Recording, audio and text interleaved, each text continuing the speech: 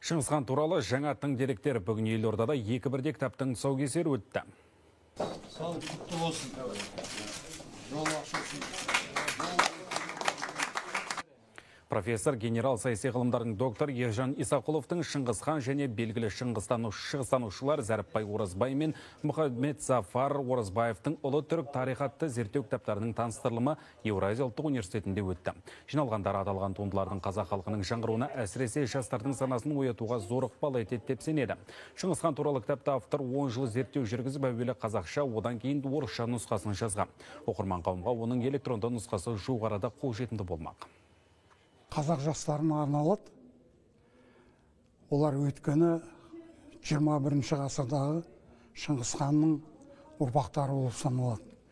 Менің ойымша, бұл кітаптардың қажеттілігі олар үшін өте маңызды.